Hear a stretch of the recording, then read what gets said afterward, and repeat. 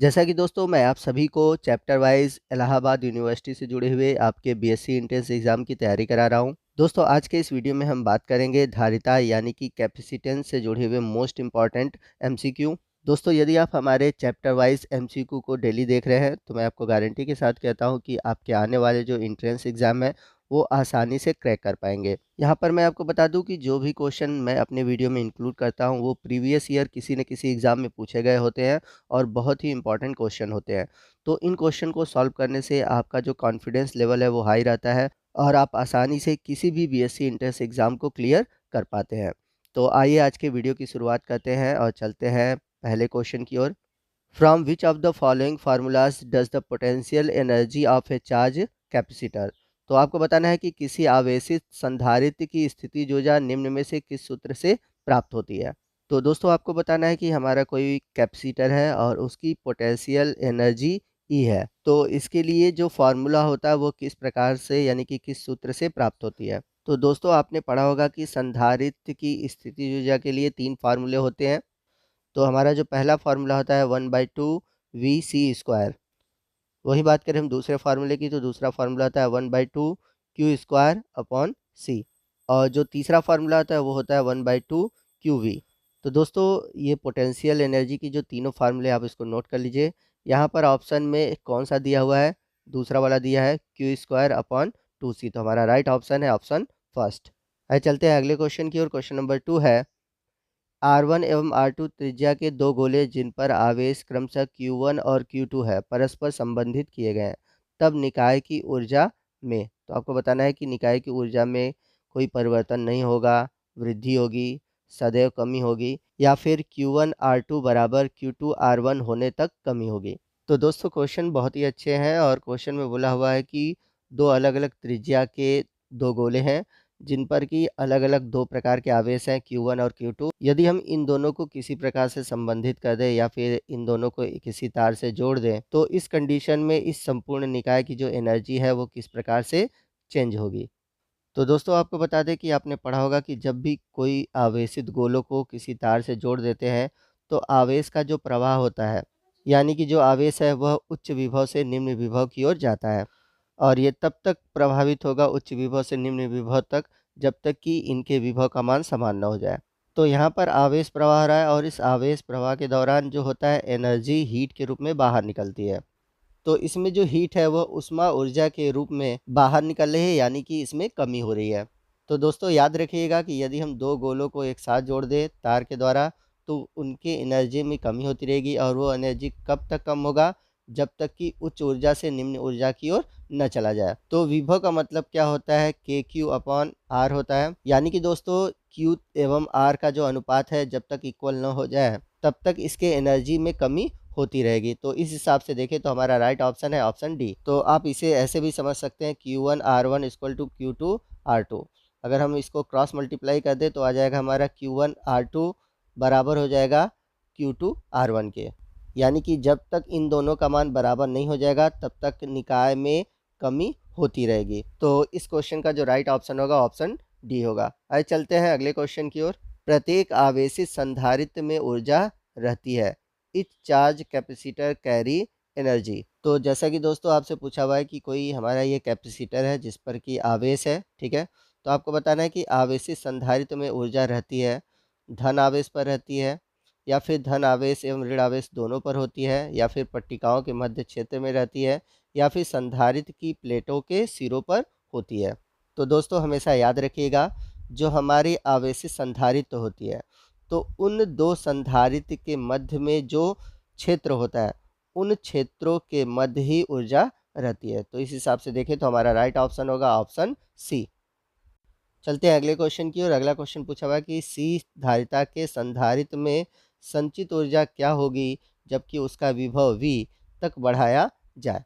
तो दोस्तों आपसे क्वेश्चन में क्या पूछा हुआ है कि कोई संधारित्र है, ठीक है, और उसका कैपेसिटेंस दिया हुआ है C और इसका जो वोल्टेज है वो V बढ़ाया जाता है।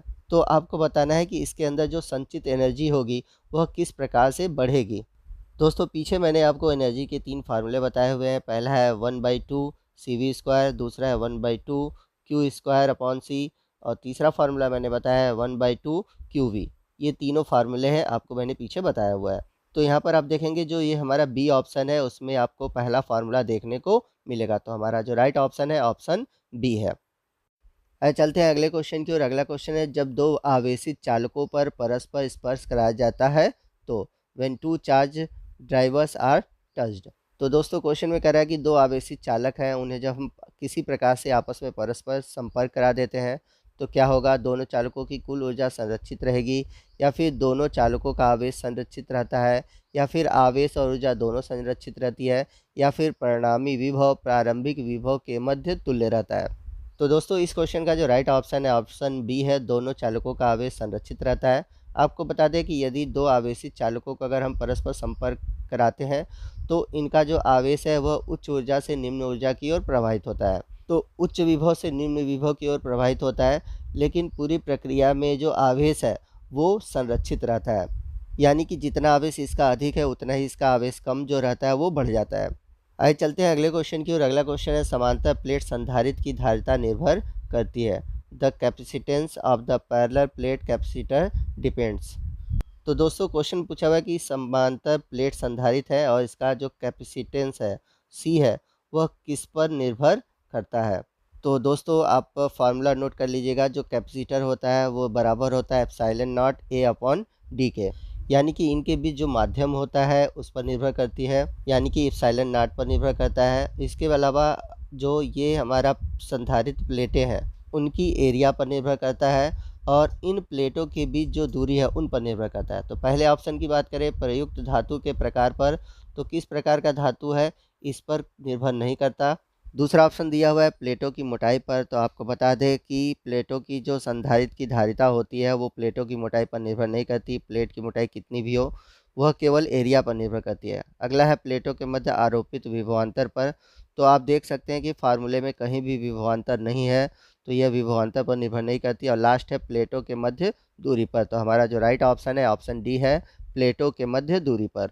आइए चलते हैं अगले क्वेश्चन की ओर। अगला क्वेश्चन हमारा है, संधारित्र के मध्य ऊर्जा रहती है, there is energy between the capacitor.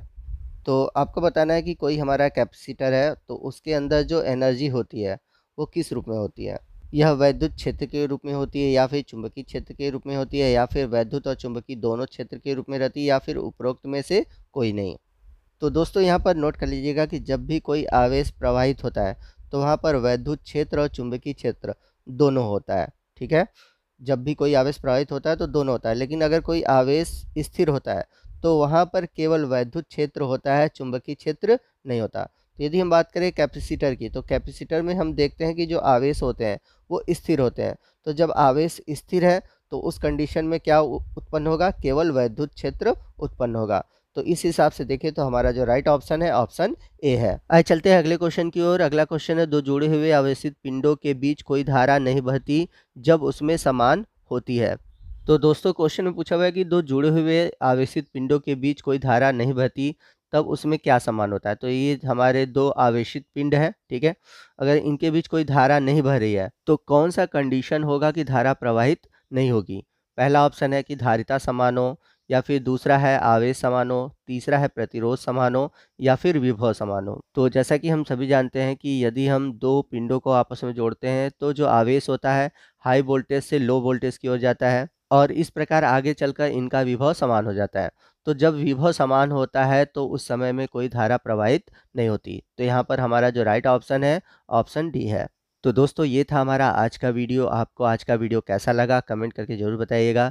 Video अच्छा लगा हो तो वीडियो को लाइक और शेयर करना मत भूलिएगा, और कोई भी डाउट हो आप हमसे कमेंट करके पूछ सकते हैं। तो दोस्तों मिलते हैं कल इस वीडियो के अगले पार्ट में, क्योंकि ये टॉपिक बहुत ही लेंदी है तो एक ही वीडियो में इसको कवर कर पाना इम्पॉसिबल है। तो आज के वीडियो में बस इतना ही। मिलते हैं अगले वीडियो में अगले टॉपिक के साथ। तब तक के लिए जय हिंद, जय भारत।